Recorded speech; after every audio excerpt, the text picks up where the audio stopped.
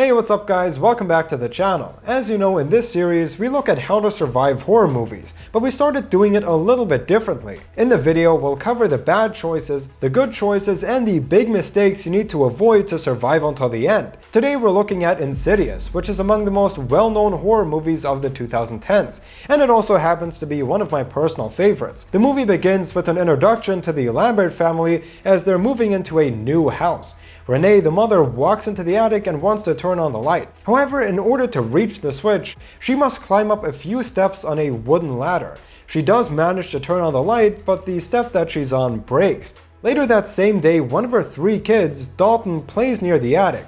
Suddenly the door opens all by itself, and even though this looks creepy as hell, he sees this as an invitation to come inside. It's really dark, so he tries turning on the lights. He goes on the same shoddy ladder trying to reach the switch, but suddenly the step he's leaning on also breaks and he falls down and hits his head. Now, going on the ladder is actually a surprisingly avoidable mistake because he can clearly see that one step is already broken, thereby indicating that it's not safe. And Dalton looks at the broken part, so he sees that it's cracked. So going up there is not too smart. However, it's not only Dalton's fault, but also the mother's, because when she was up there earlier today, she saw that this room is dilapidated, there are sharp pieces of wood, a malfunctioning furnace, and the only way to get some light is to step on a broken piece of crap ladder. So she could have locked it shut or told her kids to not go up there. Anyway, when he slowly wakes back up, Dalton sees that something else is in there with him. He starts screaming and the parents rush up there to see what's wrong. They find out that he fell and RENE tells him that it's dangerous up here and that this part is off limits. Well, next time tell him that 3 hours before he gets hurt, not 2 minutes after. Doesn't really do much then, does it? Another small mistake is that Dalton keeps to himself as to why he screamed, because he didn't scream when he finds out that he hit his head. He only began shouting for his parents when he notices that he's not alone. He could have been more honest with his parents about what he experienced, and that could potentially really help later on. When the next morning comes around, Josh, the father, tries waking up Dalton, but he won't get up. It turns out that he's fallen into some type of coma, but not even the doctors can explain it. 3 months later, Dalton still won't wake up and they decide to bring him back home. Here the mom must take care of him and do all of this medical stuff just to keep him safe. So when Dalton's back home, the family slowly begins experiencing more strange things. During one evening, RENE brings Foster, her other son, to bed. Foster asks if he can switch rooms since he doesn't really like it when Dalton walks around at night. Scared of what? Dalton. I don't like when he walks around at night.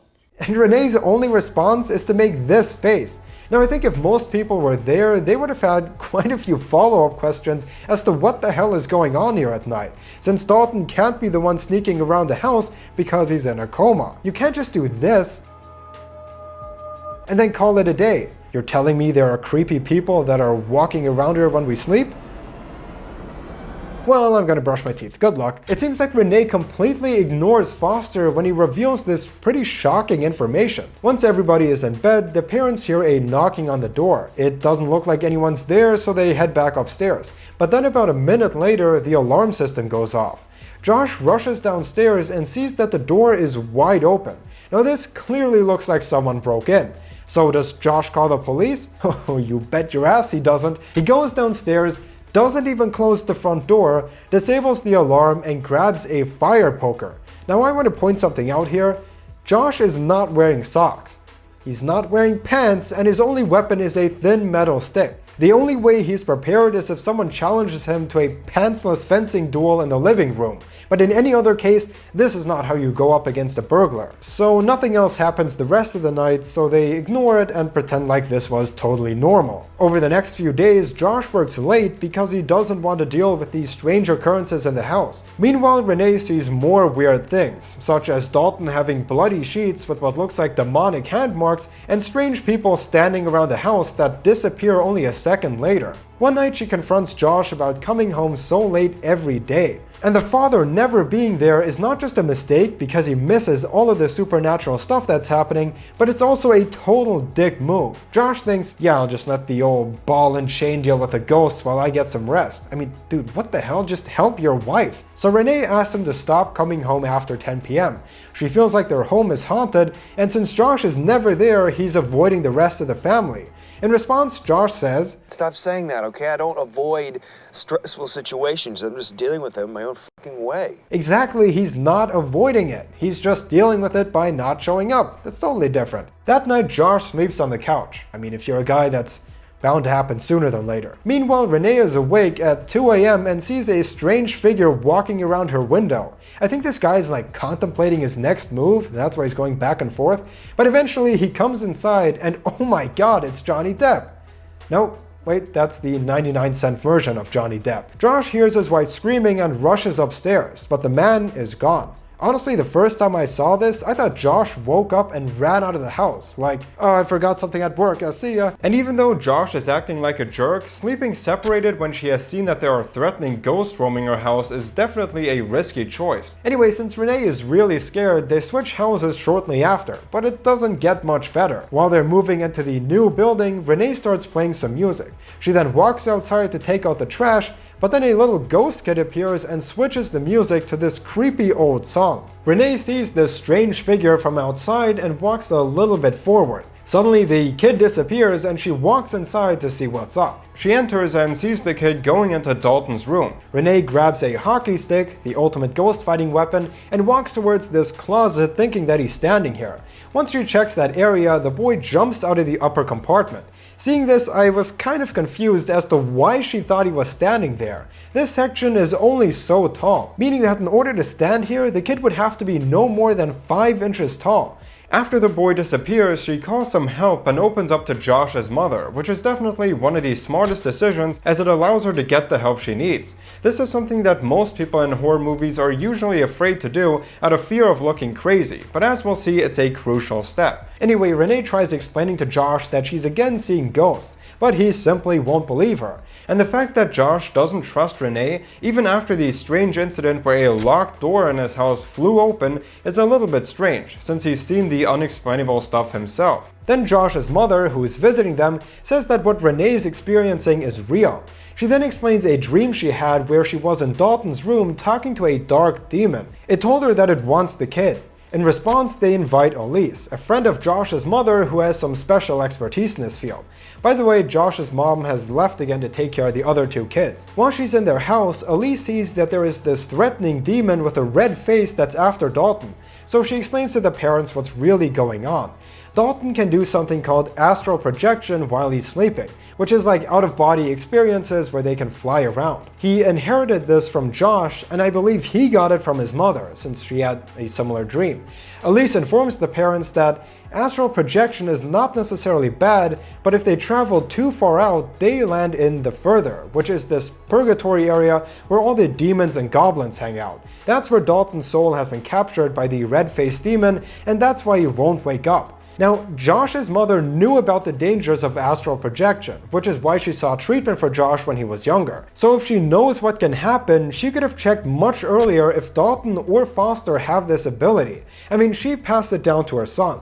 And just like my dad passed down his acne to me, it's entirely possible that Josh unknowingly gave it to his kids. Now, considering what the consequences are, it would have been at least worth a try for the grandma to check on Dalton and Foster if they can astral project.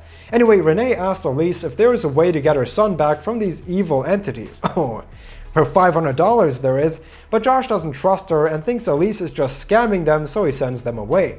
RENE tells Josh that he needs to believe her and they should really try this. And you know what? RENE is right. Josh should compromise more. For the ones of you who don't know, in a relationship, compromising means you just do whatever the girl wants. Later on, Josh is in Dalton's room and sees a couple of drawings he did earlier that actually match what ELYSE was saying, that a man with a red face is after him. And while most of the drawings are pretty good, the one in the bottom corner is like the laziest thing that I've ever seen. So they call ELYSE back and they prepare to save Dalton. During this night, Josh's mom shows up with pictures of what haunted her son when he was younger.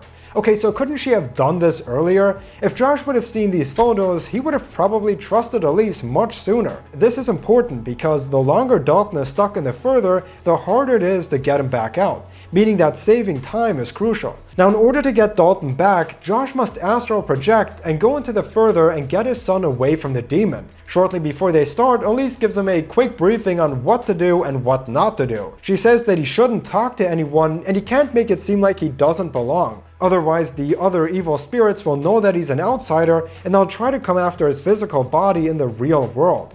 She then gets Josh to concentrate and does a trick to send him off into the further.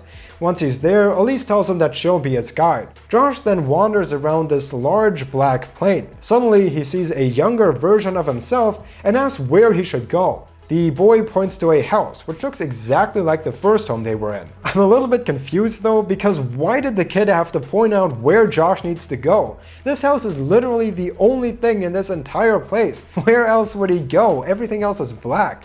So he goes into the house and sees a few spirits.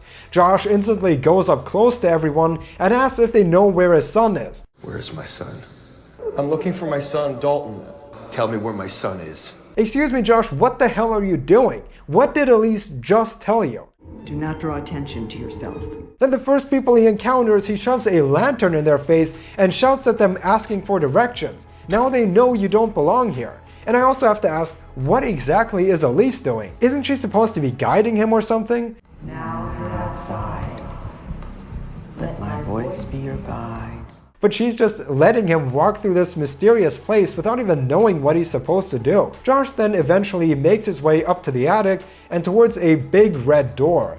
He goes closer when suddenly the guy who looks like he styles his hair with bacon grease, or Johnny Depp or whatever you want to call him, he appears and they get into a fight. Josh's body in the real world, which is still in the seat, begins jolting around. After he gets pushed into a corner, ELYSE tells him that he's stronger than that man. All he has to do is believe in himself and he can do it.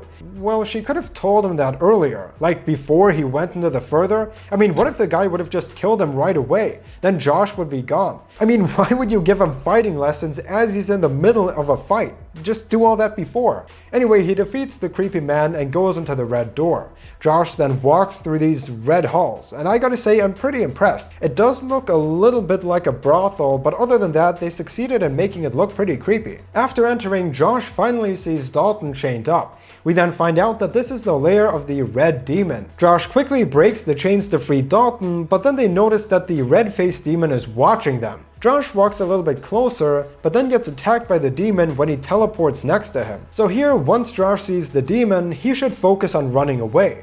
Instead, he goes closer to him and is like, that guy have like a sunburn or something? What's wrong with his face? But he should just get out of here. He's at a vast disadvantage, so messing with the demons could kill him and his son.